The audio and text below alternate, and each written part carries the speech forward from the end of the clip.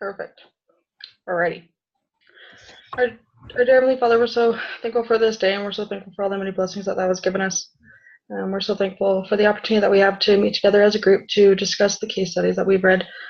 Please bless us with the Spirit as we discuss our different ideas, and um, please know how thankful we are for the education that we're able to receive. And we love you so very much, and we say these things in the name of Jesus Christ. Amen. Amen.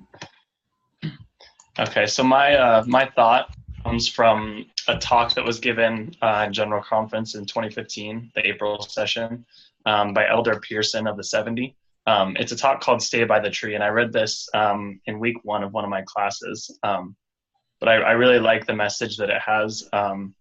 So I'll quote it real quick. It says, this is in regards to, it's talking about the tree of life that Lehi sees, and that pretty much that staying by the tree is what's important. You can get there, but you got to stay there. So he says, life's journey is challenging. It's easy to be distracted, wander off the path, and get lost. Tribulation is an inevitable and indispensable part of our eternal progression.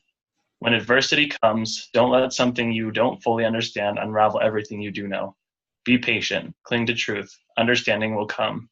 Trials are like great mists of darkness that can blind our eyes and harden our hearts.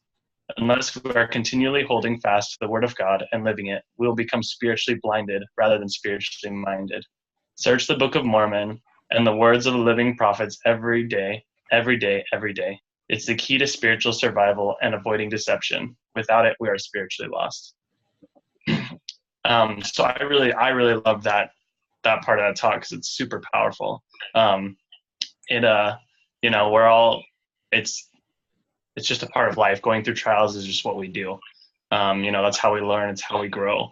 And sometimes those trials are going to be bigger than others, and they're going to, kind of absorb us. And, I personally know that I've gone through, a lot this last year with stuff that's happened with my family, and reading that was a great help for me because, it's how much have I tried to dig myself out. At times I have, but other times I haven't. But, once I start reading my scriptures and trying to get back to the basics, I could feel myself pulling out of being spiritually blinded and going back to being spiritually minded and thinking of things the way that I needed to. Understanding that God does love me, God has a purpose for me, and he's not trying to pick on me. He's here to help me out through all of that. So I just thought that was an important message I'd like to share with you guys in the name of Jesus Christ. Amen. Amen. Thanks, Jay. Yeah. All right, just a quick thing before we go. So it didn't give me a chance to record to the cloud. It just started recording. Is that a bad thing? It didn't ask you? Mm-mm.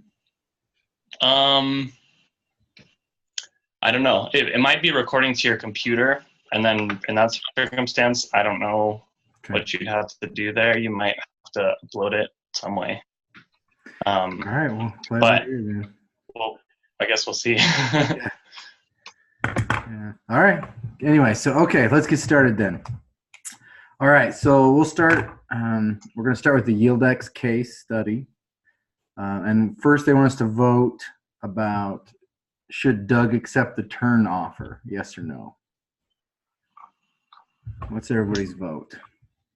I selected no personally. I thought no because when you crunch some of the numbers, it's not really that much. He'd have to give up a lot of that to other people. And while it is nice to get that big lump sum, like straight up in the beginning, after he's going to be making more than that pretty quickly here. I think the market is proving itself. People are really wanting to get involved in the financing. I think that shows a lot. So I don't know. I don't think that's a good enough valuation for him to walk away with. I said no as well. Kind of for the same reasons. I just went on that. It's quick and easy pay, but he needs to look at all the people that are willing to help him and all the people that are already on board, and how, those people really helped him and they're willing to work hard, and to look at the fact that how many people want this program that he's, doing. They said like forever people have been trying to develop something that he has and nobody's been able to, but everybody can use it. And so he's got like a big market for this. So I said that he would make a lot more money going the other way and that he should just be patient and go and turn it down. Good. Luke? Yeah, I agree with that. I would say no as well. And my biggest thing is just because if Shields is so keen on becoming a co-founder of this business, then he must have a really solid foundation idea for his business model. He has really good people on board. And I feel if he just, like sells now, he's just cutting himself like out a lot earlier than he needs to. Yeah, I agree with you three. I think he's got a great idea in his hands, and I think there's opportunity here to make, grow this business quite a bit. And you can see that in some of the way, some of the investors are acting and Shields and things like that. So I'm with you. Now, as we say that, we have to kind of discuss because if no one votes for the option to sell, why it would be a good idea to sell. We kind of have to discuss that for a minute. So any thoughts on if you went the other way, why? Well, his wife wants it, so that's a good reason. Yeah. So that's a big pulling factor. For me, the biggest reason to sell would be because he doesn't have to give up 50% of his founder's share. I would say that would be the biggest incentive for him to sell at that point. Because otherwise, they hadn't yet signed the contract, so he'd get the biggest return, I guess, for the current situation of the company. I think personally, when I was thinking about this and trying to decide, it was because while he's talking about it, he doesn't really have a business background, and he doesn't really know how to run a business, and so I think that would be a huge thing. Now that's the reason he's hiring Shield, but in his case, he doesn't know how to run a business. I kind of feel like he doesn't really want to run it, if that makes sense. He kind of just wants him to have the be a founder or whatever, and he wants to work on the more engineering part of it. And so I said he would take it so that he didn't have to deal with all the business aspects of it all. Yeah, that makes sense. That's a good insight. Yeah, I can see that.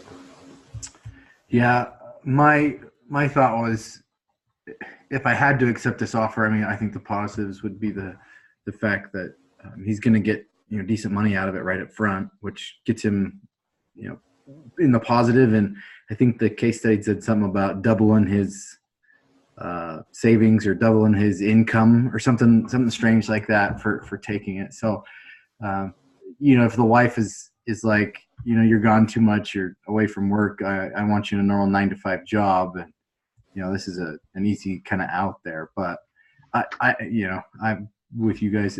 I don't think it's the decision, but anyway, that would be the only reason I would, to be honest with you. So, any other thoughts on that? All right, so we did 3. Okay, so how much money will Doug receive?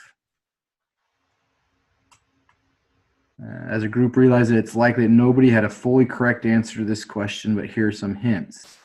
So since half of the buyout offer is in cash, you need to treat it as a cash sale and give the investor 2 times their investment in cash.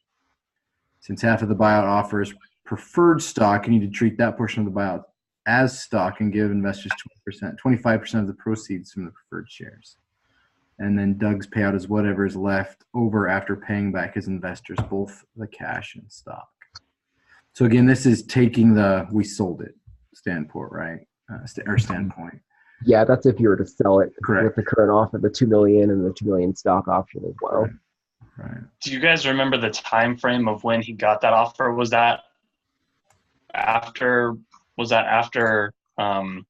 round B or Series B financing, or was that after Series A? Where was that? It was between angel investors and Series A because he hadn't signed. It was between angel and Series A. Yeah, They hadn't signed the CEO yet. Yeah, Okay, I couldn't remember where that was at. but I don't remember. I'm trying to find right now. Yeah, you said 2 I days think in before the they agreed to exhibits, they sign. kind of had the table thing that we did kind of laid out, I think. Oh, that's for if they had Shields on board. Right.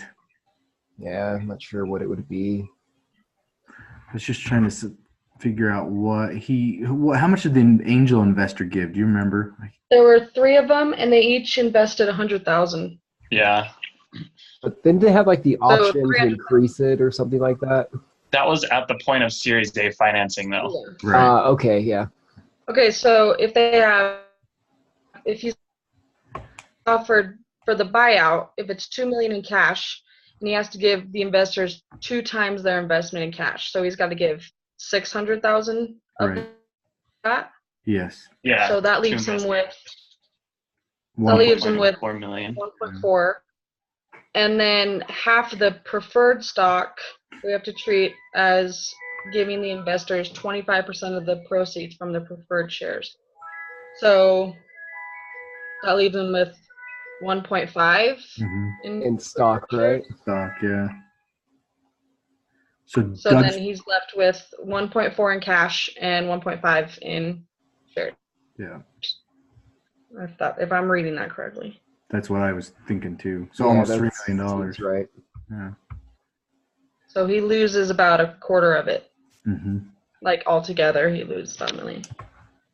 Yeah. So, All right. So now we flip kind of, sorry, any other questions or comments on that? So now we have to kind of flip the other side. So he's decided to keep the company. So how much does Shields deserve? What do you think? I personally said like 30%. I feel that 50% is way too much, especially with all the perks. Like, I don't know if you guys read the contract or not that he has, like, as signing on as CEO. I'm like, he doesn't deserve 50% of the company. That's just like the bottom line, you know? And I feel that, like, Shields, he knows it's a good idea, and that's why he wants to get half the ownership, because he feels it's like a stellar, like, idea for what Doug, I guess that's his name, came up with. Right. You know, I said give him like the deal that he offered, because in the case study it was saying that he did all the calculations with how much money he would make and the pay cut that he's taking and the hours that he has to spend on it, and he said anything below 50% of the company wouldn't be worth it to him, because he said after doing all the different series of funding and giving away, because you offer your investors more of the stock, I guess is what it was saying. So they're allowed to get more of the company and you get less, I guess, in that sense. Mm-hmm. So he says after all the roundings of funding, at the end of it, it wouldn't have been worth it unless he received at least 50. So I don't know. He's doing a lot of work. Like, he's doing the whole business side of it. And Doug couldn't do it without him. And so I said give him the deal that he asked for 50% and co-founder. So mine's kind of interesting. Mine's split between both of you, actually. I think, like Regan said, I think he should have the 50%. But like Luke said, I don't think he deserves it just yet. So for me, I kind of wanted to restructure a deal where he would start out with a lower percentage. I didn't put a percentage in my argument there because I wasn't sure what that would be yet. But I wanted to start lower because his contribution level is not equal yet. But being a CEO of a company is actually kind of, it's a big deal. You might have this great product, but if you can't sell it, what are you? So that's going to be Shields' job solely, is making sure that it rolls out. So he's going to be a big part of that company. And it kind of reminded me of the case study, the Rest Devices case study, where they had the business major come in at MIT. And they ended up giving her an equal share of the company because she ended up doing a lot of the legwork later on. So that's what it kind of reminded me of. And I thought that was a good plan, that, increase his share over time with a structured deal that kind of wasn't incentivized, to the point where he got to a point, once he proved his results were working, of owning 50% of the company. I agree with that. Yeah, I actually put 40% down as my number. Try to see if he'd take 40% on it. I do remember that where he had done the math and needed 50%, but I would have done 40% and then offered him the co-owner or co-founder title with it, right? If he wanted 50%, I wouldn't have offered the co-founder. I'd have done something else. I'd have said, no, you get 50%, but you can just be the CEO, not the co-founder. Yeah. But I was trying to negotiate with that co-founder, since he was fairly interested in that as well. So that had kind of been my thoughts. That's just a deal, though, right? There's no other perks beyond that. I guess if it's big enough, you look up on Wikipedia or something, it'll have his name on there. Yeah. Yep. All right. So why does Washing want Doug to reject the turn offer? Do you remember who Washing is? He's the Yeah, he- very first investor. Angel. Mhm. Yeah. Yeah, he's the guy that helped him find the investors and then set up all the meetings with all the venture capitalists. I think that Washing wants Doug to reject the turn offer. One, because he has skin in the game and he knows that it's something that's important. You know, he knows it's something that can grow a lot bigger than it is right now at this point. So not only is it a big money opportunity for Doug, it's a big money opportunity for Washing too, and his firm, the VC. So there's that, you know, and Washing has put a lot of valuable time into this, and he can see he knows it's going to grow more than what they're at now. So he wants to see a better return on that time, I'm sure. Yeah, I said the exact same thing. I just said he sees the success in it, that, you know, he's been in it from the beginning, and he knows that they can make a lot of money, and he knows that if they bring on Shield, they'll make, you know, with his expertise in business, they can make a lot more money. So I just said he sees the success in it and knows that they can make a lot more money than what he would get from the buyout. Yeah, it also mentioned, to kind of go along with what you guys already said, didn't it mention that like there were buyouts that went up to like $300 million or something in the case, if I recall? And so I think Washington, he sees the potential, and like he sees the team, the people who are on, the skills that everyone has that they bring to the table. So I just think it's that he just wants to move forward, just to give it their best shot, basically. Yeah, I agree with that. Yeah, he talked about something about the 300 million, Or a 500 company or before him or something got sold for that much or something. Mhm. Yeah, some crazy amount. Yeah. Well, and, you know, that early entry gives him some benefits, right? I mean, he gets early stock options, and if it's really big and grows and splits, you know, 30,000 stock becomes 60,000 stock, you know. So getting in early gets him some pretty big advantages in the long run. So. Yeah. All right. Won't Washing get a pretty good return on his investment? So if he did sell, you know, do you think that $200,000 in stock options in the company is a good investment for that? How much did he invest originally? Was it like just 100? 100,000. Yeah. Mm-hmm. Yeah, but So I mean, he'd be getting a 50%. I mean, he'd be getting 100% return, I guess. yeah, and then stock options to go with it, which would, you know, helps a little bit, but he's not going to get near as many stock options as, you know, if they continue. Yeah. So if we're looking at the return, is it a good return? Well, yeah, it's 100% return, and he's getting some stock. But I mean, I guess compare that to, I guess the next part says why hold out for more, Right. because he's going to get a lot more money, and he's not really going to have to do anything. So, I mean, you know, he's taking the option of holding out for a little longer and making a lot more money. Mm-hmm. So and then how much does Washing give up if Doug gives Shields 50% of the equity? Did it say in the case study that he gives him 50% of the? How did they phrase that? They said 50% of just of Cosman's equity. Yeah, I think it's the owner's equity, so Yeah. it would just be his. So it wouldn't change that, right? That doesn't change his investment at all, I don't think, right? Washing's investment. I don't think it should. That's what I kind of understood by looking at that, but I wasn't. Let's see. Well, it would give him less of a percent, right? Later, because if it's 50%, you know, if Shields has 50% and Doug has 50%, the angel investor then has a smaller percent of that, right? Or am I thinking about this backwards? Well, I mean, if Doug was just to split his shares in half and give Right. him the Shields, then wouldn't his just stay the same percentage if he had 25% or whatever? When he still have that much, or am I thinking that wrong? That's how I thought of it too, Luke. Like, if they have 4 million shares I know. I think and then they split it in half, then they each have 2 million shares now. So it doesn't. That's what I thought. It wouldn't change everybody else's stuff. It just changes what Doug has. Yeah, that's what I thought. I'm not sure.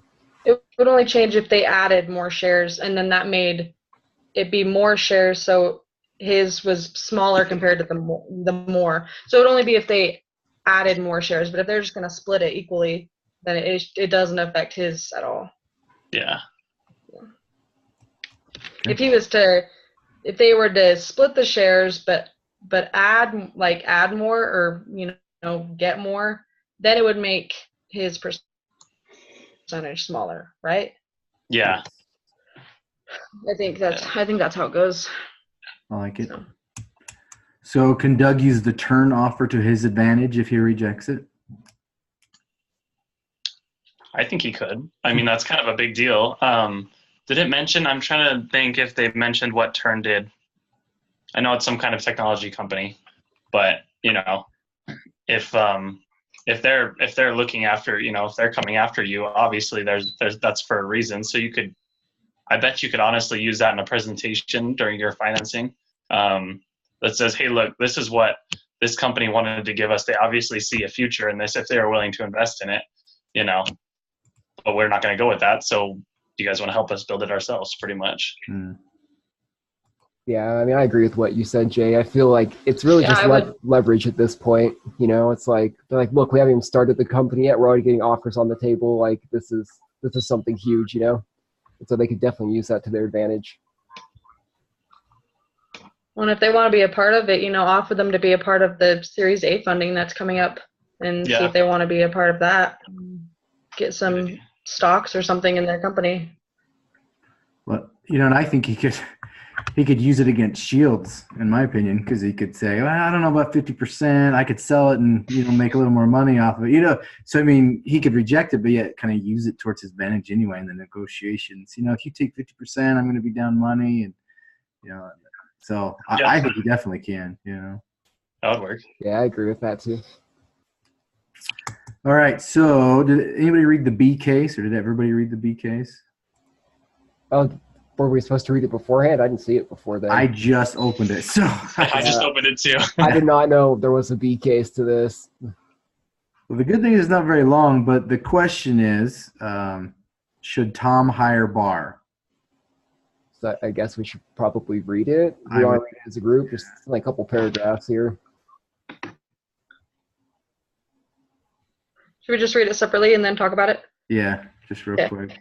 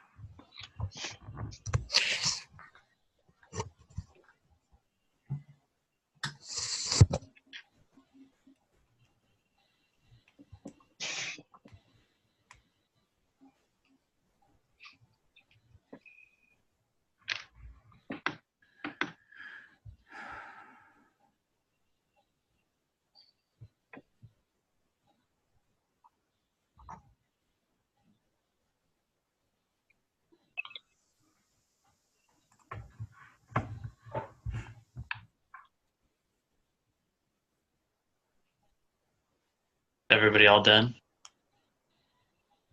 Yes. Yep.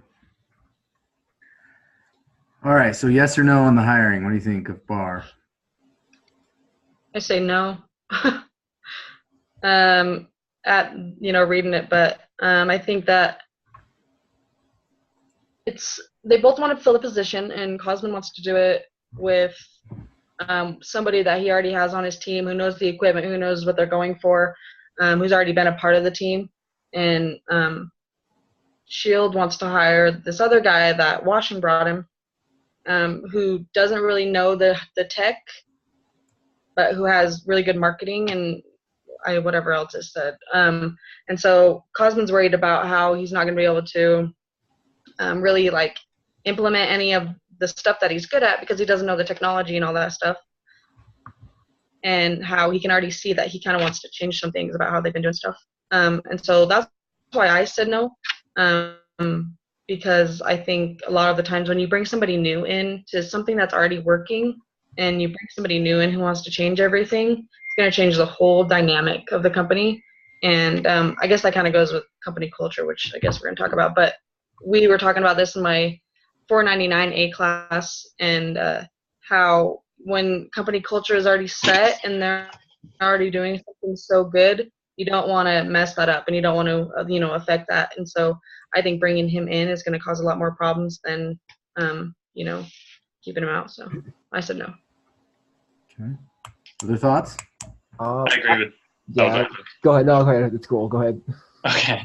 I was going to say no too, because kind of like what Regan said, it was kind of weird to me.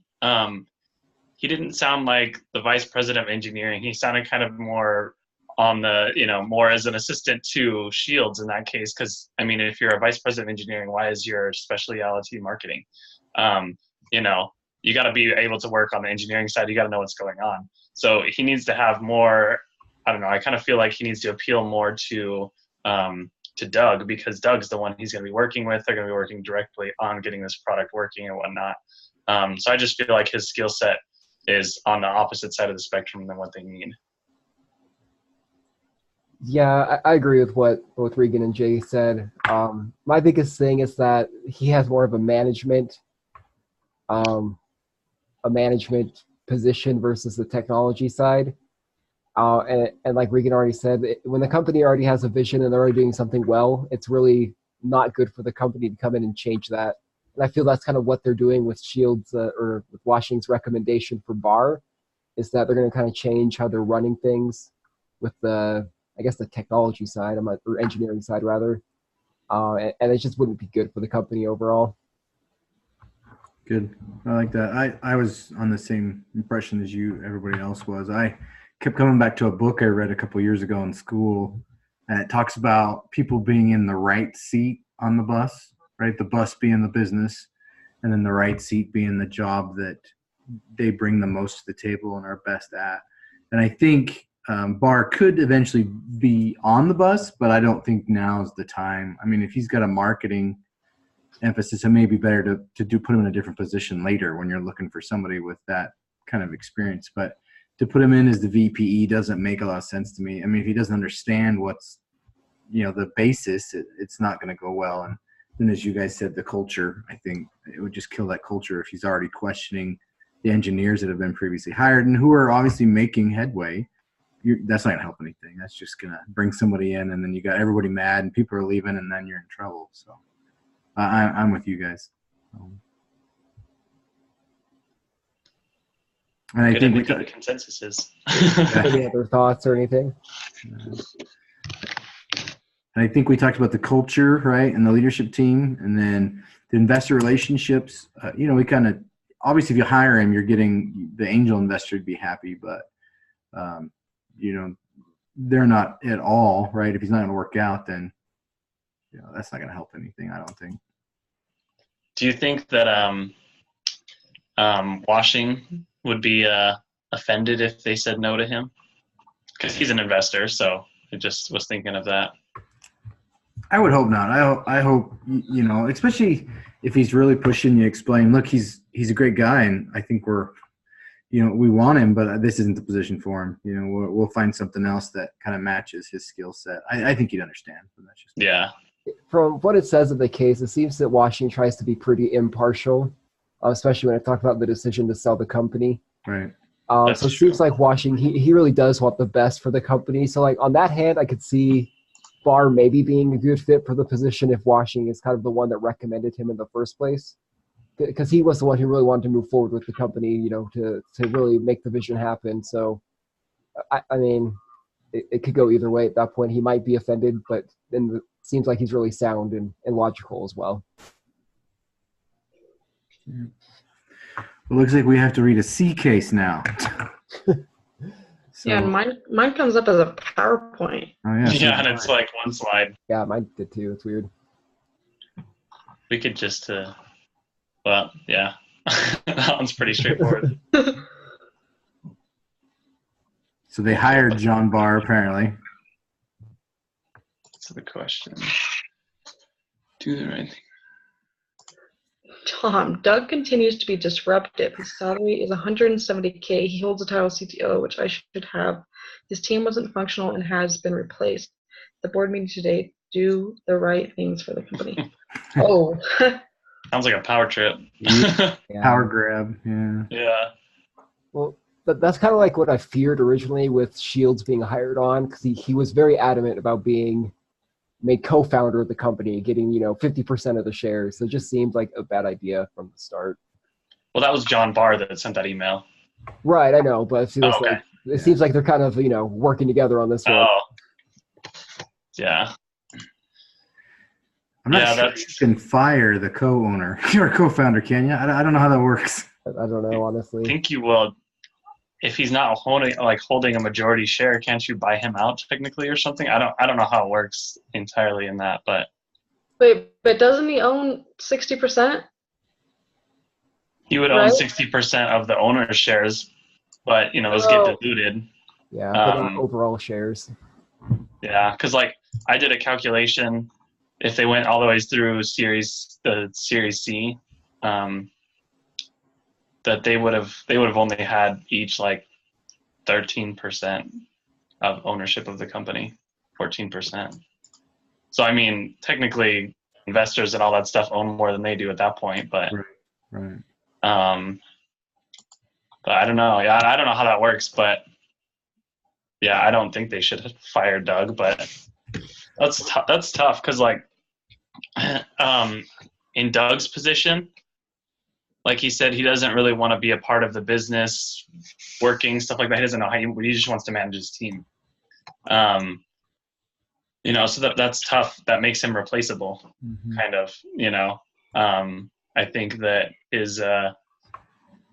his position while he is a co-founder, I think now he's just managing a system that somebody else could technically do, and he's a lot more replaceable than somebody else because of that. So I don't know, that's a weird thing. I don't think it's right that they should do that, but I'm just saying it just made it easier with his role. Well, going through these questions, that's on number 9. I think, so what do you mean by doing the right thing for the company? Is he obviously wants him to fire Doug. Right. Should he fire Doug? No, it's probably not the right thing. But do they need him anymore? No, which kind of is bad for Doug. But and then I'd asked, does this change your mind about the buyout? Well, it would change mine if I was going to get fired. I would have taken the buyout a long time ago. If they're just going to treat me this way, then right.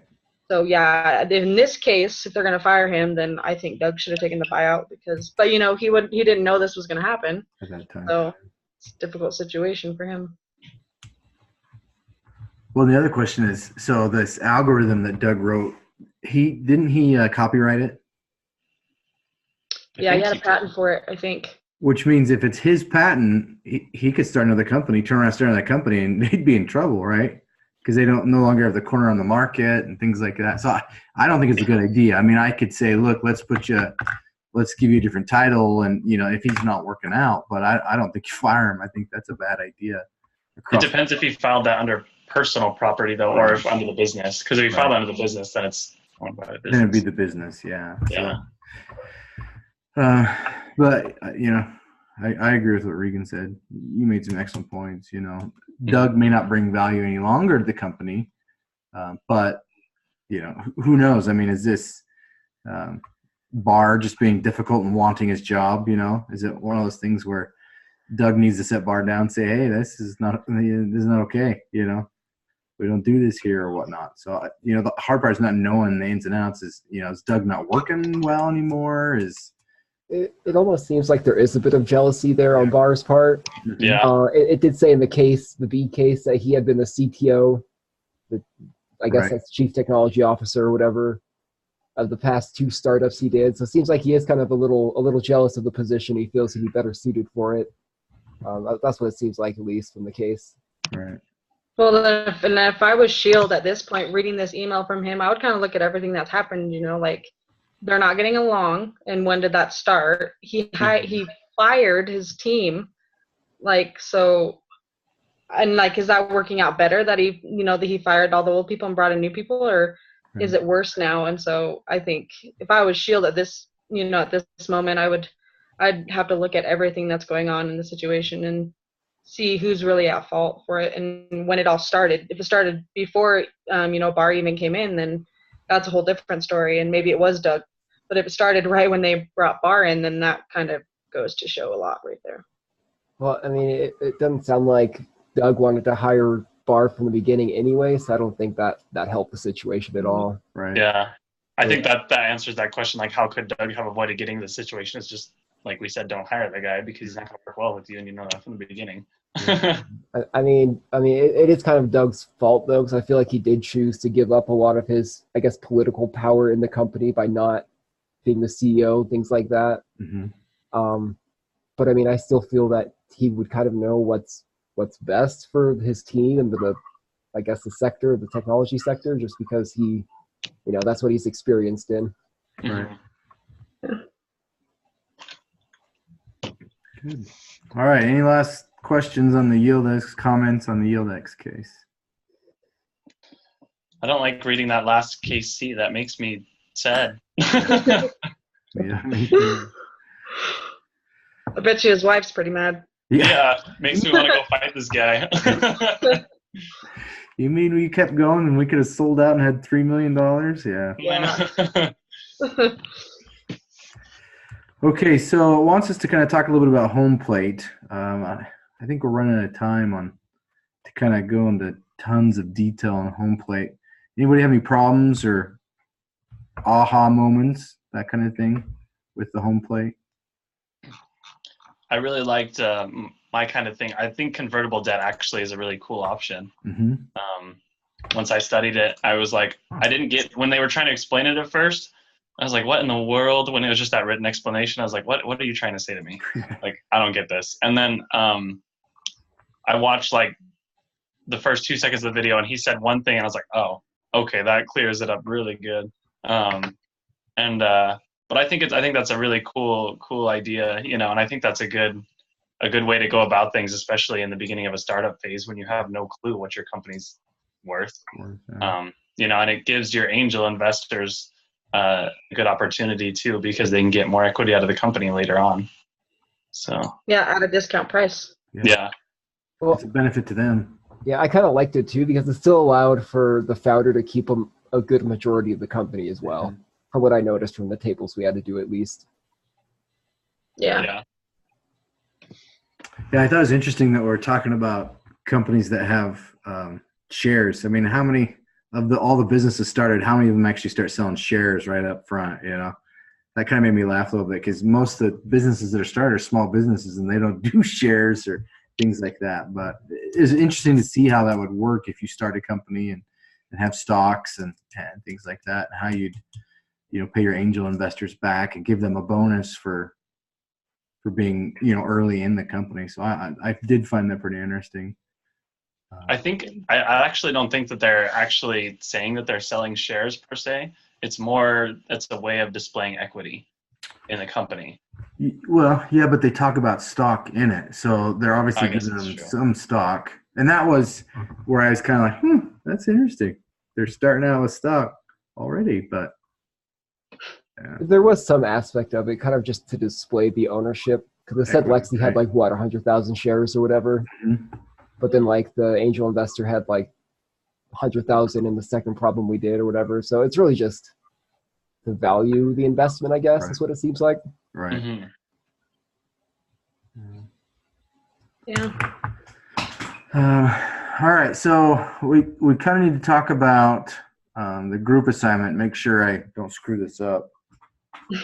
So it's the group 5 assignment. Did you guys look at this? Yeah, I have it pulled up right now. Let me pull it up real quick and see. So the group assignment is about home plate and Yieldex, and it's to decide which strategy you'd take. So, for example, if you guys are all there, I can read it. Yeah, go ahead. So, okay, for one, Lexi needs $50,000 to get to her next milestone in validating her business model. She is offered the money from Moultrie Money Management, or MMM, in exchange for 30% stake in the company. What are the pre- and post-money values for this investment? Suppose Lexi accepts these terms and later seeks an additional $1 million from Blind Squirrel Partners. Note, answer alone for these questions are not enough. Even if you get the right number, your instructor will need to see how you arrived at the answers. That's really funny. Sorry, that was really random.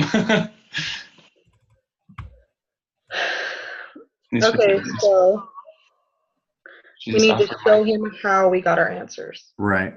What are the pre and post money values? So at what point does this step in, though? That was my confusion too. Is this an angel investor? I think this is after the Series A. So this is the next round that they were talking about? Right. Yeah, I think so. I mean, that's how I understand it. But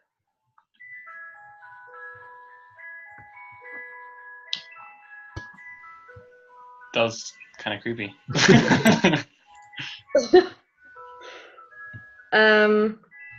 So I don't even know if I did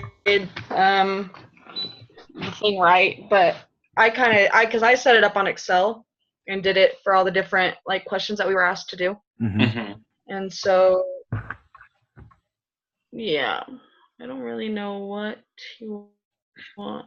Would it reduce all the owners' stocks or investors by 30%? How would that work?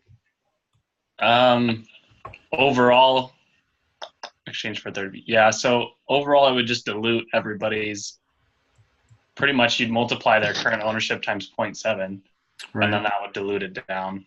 I would give them 30% of the overall company, right? Correct. Yeah. For $50,000. Yeah. Which I don't think is a good investment, but I don't either. Well, it depends at what point. That's the hard part. Because it doesn't really specify. Hold on, let's see if she's able to get the pre-value.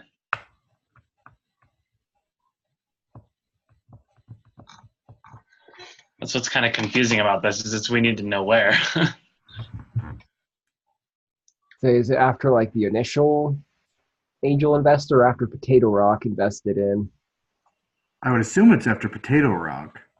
So it would be after like the third problem we did on the case. Is that the one I'm thinking of? Yeah, which I'm pretty sure is the Series A round. Because question 3 was about the Series A round, and then question 4 was about the convertible debt, if she went with that round. So got rid of my Excel sheet that had all this stuff on it because I didn't think I needed it anymore. Let's see.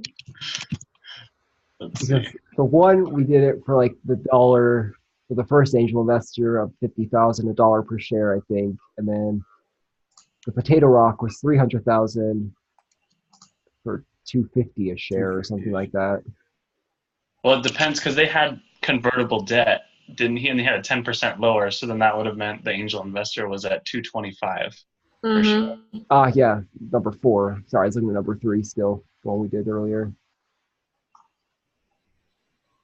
I can definitely share my screen if you guys want. I don't know if it's right, but we can look at it. I kind of have it set up. Here, let me try to share. I have to retype everything, so it's just taking a while. Okay, tell me if you can see this. Yeah. Yep.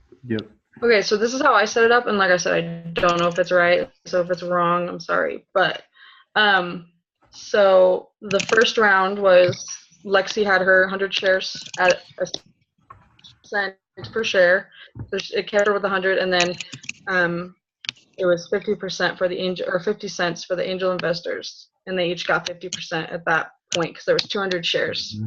And then the next one talked about if it went up to $2 per share, then they would get 25,000 shares, and she would have 80 and then 20. Right. And then Series A, which I think this is where they're talking about this next people coming in, is that this would be if the investors went down to $1, so they had 50 shares. Leaving it was 67, and then them 33%, and then they got them at 250 per share and gave them 120 shares. So anyway, so as you guys can see, so I don't know if that's right, but that's kind of what I did. But that's exactly what I have. Me too. When I did it. That's awesome. So I'm thinking this is where he's talking about that they come in. So it would be after on your screen after it says seed rounds, and you have Series A, so it would be after that one, correct? Yeah, after this one right here. Right, okay. So I guess if we go, I don't know, I can't see anything on the thing while I'm sharing, so somebody want to read it again, I guess, and we can see. So she's offered money from the MMM in exchange for 30% stake in the company. So $50,000 for 30% stake in the company. What are the pre and post money values for the investment? So would that be like the value per share? So if we diluted the shares by 30% from each investor, that would change the value, right? Because they still have the $300,000 investment or whatever, but they'd have fewer shares. Is that right? Well, yeah. Are they? They're coming in after this, right? So I guess what I don't understand is what is the pre and post values? Yes. Are these the pre values right here? And then when they bring them in, and it's going to cut them all down?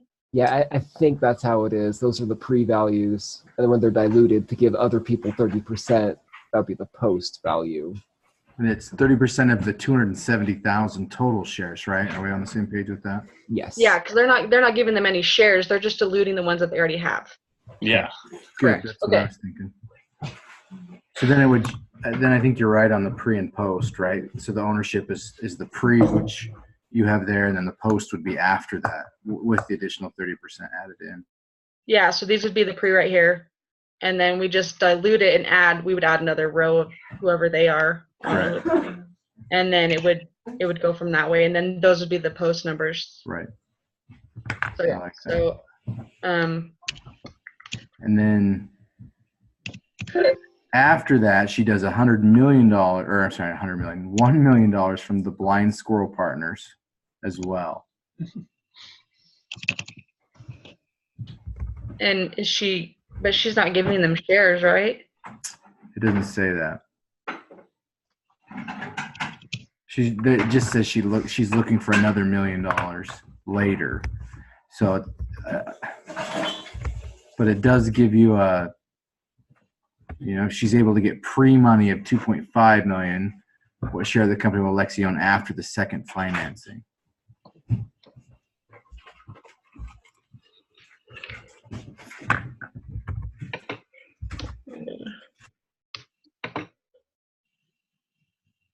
Let's see. So is that how much of the 2.5 million would she own or have claim to? Is that what it's asking? She. I can't tell. I don't like this. The way it's I know. worded got me all confused. I'm having a hard time trying to figure out where they want us to figure things out. If she's able to get a pre-money value. So I think pre-money value just means that's the money that they have, that they're valued at prior to the money coming in from the financing. So that's the evaluation of the company. So that's like if she were to sell the company, that's what it'd be worth. At that, right before the financing, yeah. Okay. I think that's what that means.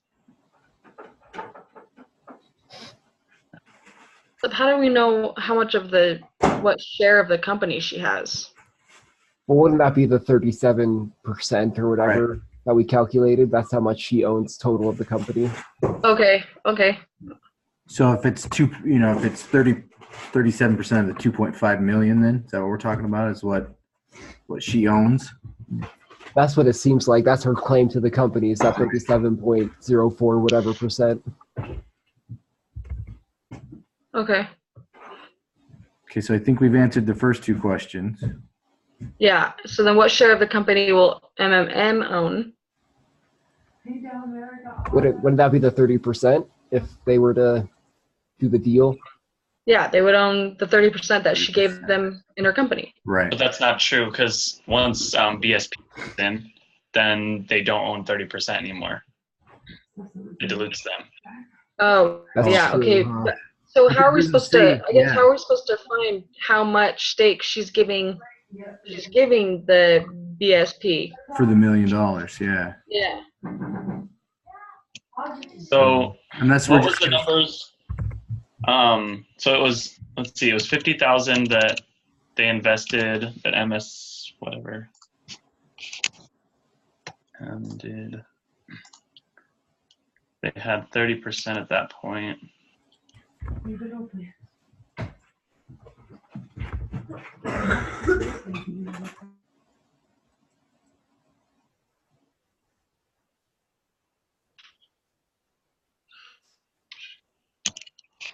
Well, do we base it off the 250, the price per share that we had previously, right? Where we do, so the 2.5 or the million, and then the price per share at 250 would then give us kind of the number of shares they have. Or am I thinking wrong?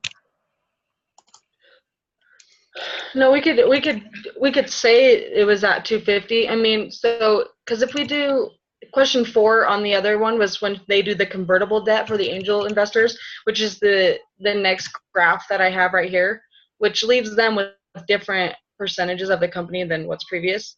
It gives her with 42 instead of 37.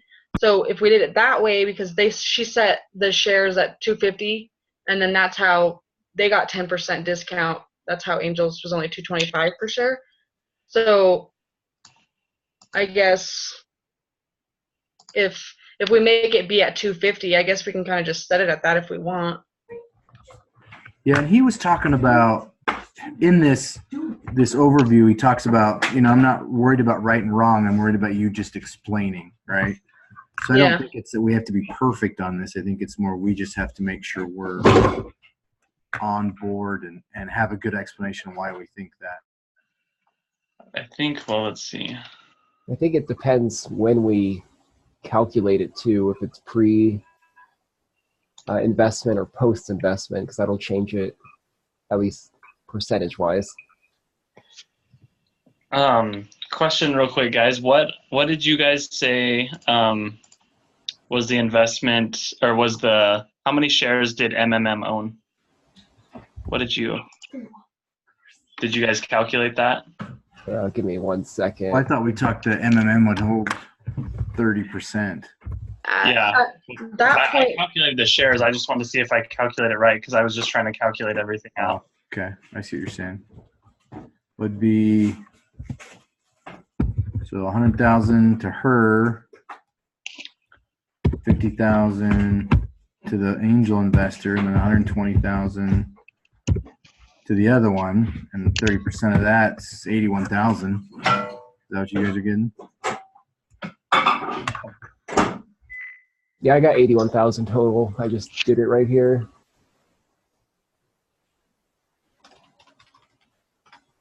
See, I have 100. That's why I'm asking because I had to use GoalSeek to figure it out on my Excel sheet, and it gave me 103,779 shares, which is really weird, but that's what came up with a valuation of 30%. So that's why I was curious. I just did it manually to reduce their shares. Yeah, that's what I did too. I didn't know GoalSeek was an option. Yeah, well, because I was just like, I was looking at it, I was like, well, because normally to calculate your shares, you're going to look at, or you're going to calculate your ownership percentage off of the shares that they bought, so you would use that, the 50,000 invested. Well, that's what's weird is you have to reverse it. So that's why the equation got a little more complicated. That's why I use GoalSeek on it. But let me see here. Do your guys' numbers add up? Like when you add it up? It didn't turn out to be 30% when I did it that way. It was like 23. Yeah. See, that's why I did the GoalSeek, because the way I was doing it manually before, I couldn't get my numbers on. What share will BSP own? Are we overthinking this? I'd say maybe we are. I'm not sure. well, how are we supposed to find out how many shares BSP is going to own? That's what I'm working on right now too. I think we just do the million times the 250, or not times the 250, right? Divided by. Right. And then say, well, there's their shares.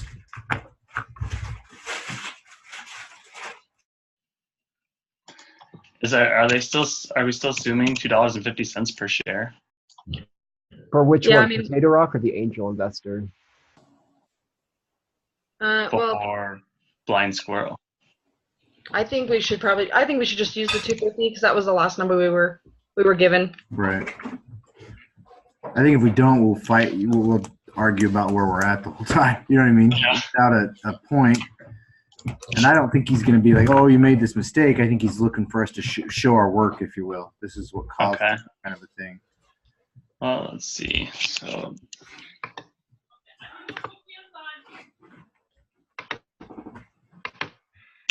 to this.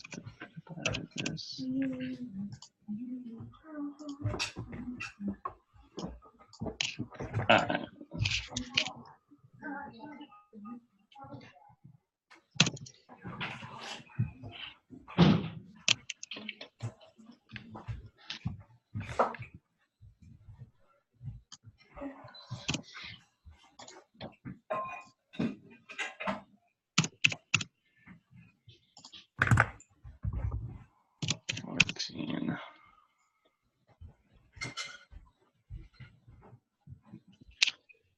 I hate restructuring this Excel sheet. I had it nice and pretty all before, and then I didn't save it.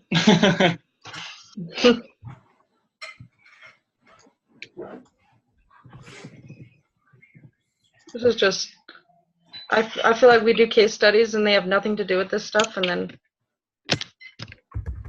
they give us this stuff. I don't know. Right. I agree. With very little information. I was in a focus group today, actually, before this meeting, and about a course on campus and all the problems that are wrong with it. They should do one for this. No, I'm just kidding. Yeah. Yeah. So I have an Excel spreadsheet set up here. that I can show you guys if you want to look at it. I don't know if it's right. Let's see. Share. I just made it real quick, so it's not pretty. But ultimately, see, this is, I put the 30% here and then backwards calculated it what they needed over here.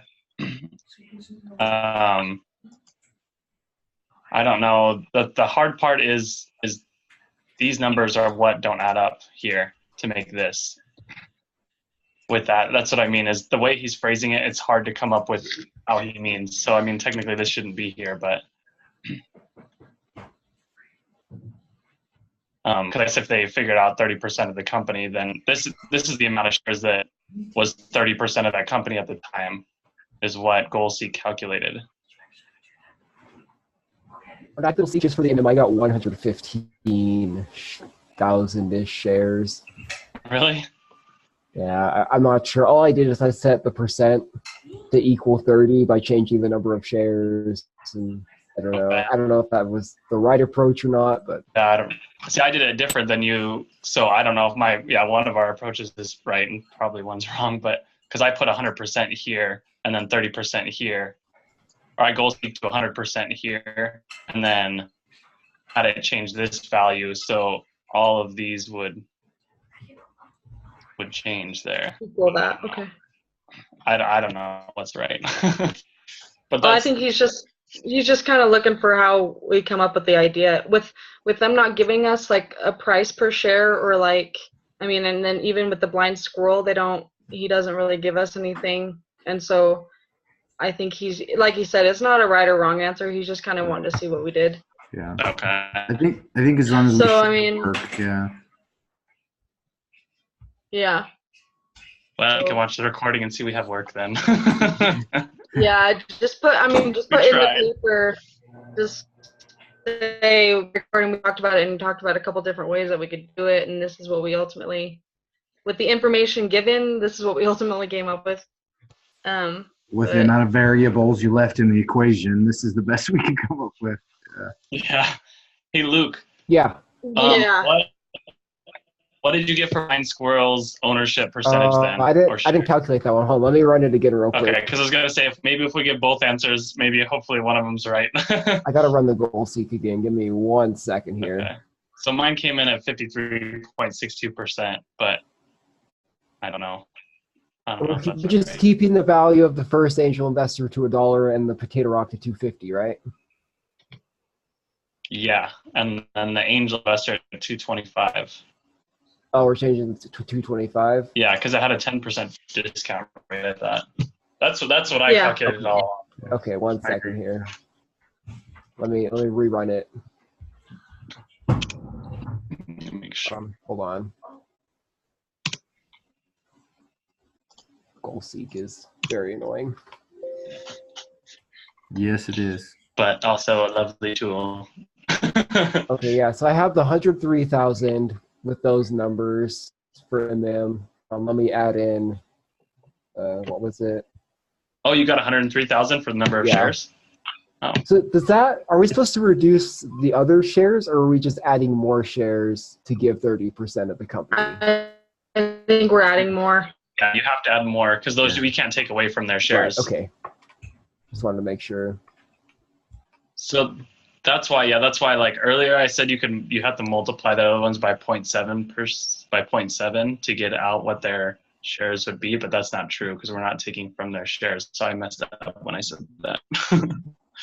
Wait, so are we just calculating how much they would own with the $1 million from BSP, or how would that work exactly? Because they're not claiming just any percentage in the company, right?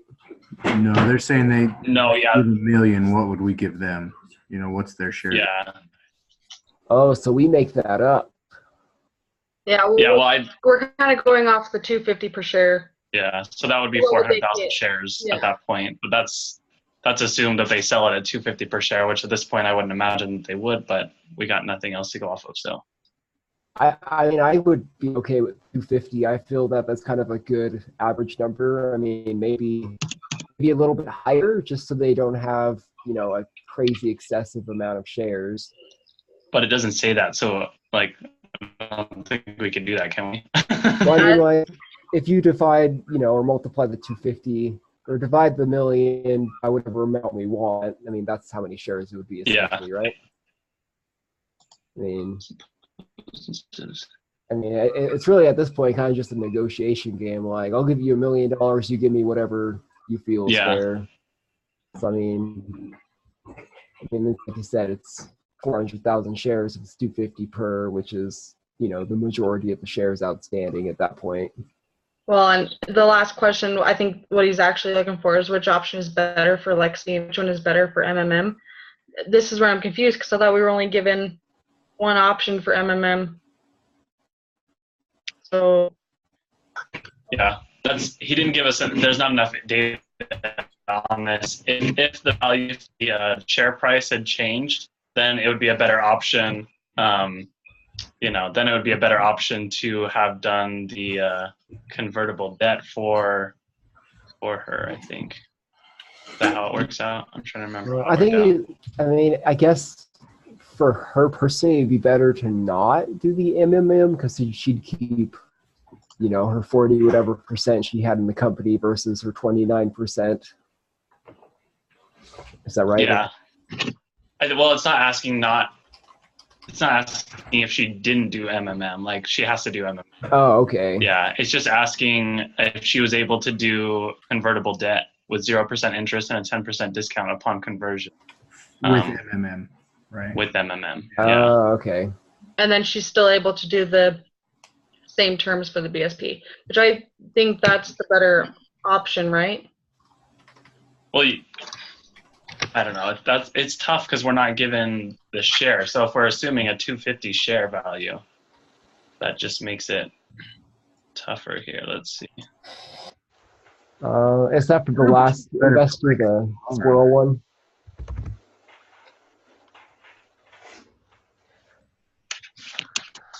So instead are they saying instead of giving 30%? Yeah, instead of her giving 30% up front, she says, okay, we're going to go off your evaluation. Right. So that actually, doing convertible debt would have been better for her because she would have gotten $2.25 per share, which, let's see, equals this divided by this. So she would have given up a quarter of the shares, or a fifth of the shares that she did, pretty much. Originally, Yeah, originally, by doing convertible debt. Wait, how does that work again, the convertible debt? Am I just not thinking this right? Instead of saying, okay, I'm going to give you, so I'll do the example for the angel investor because that one's more straightforward than the one we're working on because we don't have much data. So the in the case study, the angel investor is asking for 50 cents per share, right? And then he puts in $50,000. So if that was the case, then he would get 100,000 shares. So he'd have 50% equity of the company. Okay, that's all it's saying is the convertible debt is just. Yeah, and then the convertible debt, it pretty much waits till the next evaluation, which is the change point. And then the evaluation came with Potato Rock with that one, and it was $2.50. So instead of taking a share at 50, giving away a share at 50 cents per share, she gave away a share at $2.25, which was the 10% discount. Okay, that makes sense. So she maintained equity by doing that. Right, but it reduced which is what she would do in this instance. Yeah, she would save a lot of equity in that circumstance. Correct. Yeah. Okay. So when we say which option is better, we're saying the D option. She should go with the convertible debt and accept the same terms for BSP, whatever they are. Right. That makes sense. I don't know. Hopefully that gives you a little bit, Eric, to go off of, I hope. Yeah. Well, I hate the fact he says put your response in a Word document. Really? Because I think you're going to get an Excel document from me. I submitted an Excel document for my case prep for this one. So did I. Yeah, me too. I'm like, I'm not going to try and make those tables on Word or anything. Yeah, that was. If you want, I can send this to you, Eric, if you want, the one that I just made that I'm sharing. Yeah, that sounds good. Because I have the numbers here. This is the This is MMM with convertible debt right here. I mean, you look at their percentage, they would have 3.34% equity here and 13.91% here. So the convertible debt is way better. Yeah, I agree. Okay. All right, anything else? What I'll do is I'll put it together and then send it to you guys, and I'll see if I can get it done tomorrow. And then if you guys want to look at it tomorrow or early Saturday morning, then I'll turn it in Saturday afternoon or whatnot. Okay. Do you want to talk about number 2 really quick, or you think you got that one? We kind of talked about it. Yeah, we Yeah. kind of talked about it, so I'm good with that one. Okay. If you have to, you can always rewatch the video that you recorded and find our answers. That's what I did. Yeah, let's just hope it does everything it should, right? Yeah, for real. Okay, so my last question before we close and leave. Next week is Thursday, but it's Valentine's Day. Do you guys wanna? Can you guys do it Wednesday at 6? I could do Wednesday. I can. Wednesday. Let's see. I have a group meeting at 8 on. Yeah, I can do Wednesday at 6. So. Okay. So Cool. we'll do Wednesday at 6, so we have Valentine's Day off. Not then. Yeah. Cool. Sounds All good. right, sounds good. Cool. Sounds good, guys. All right. Eric, you can stop the recording now. Okay, let me stop it.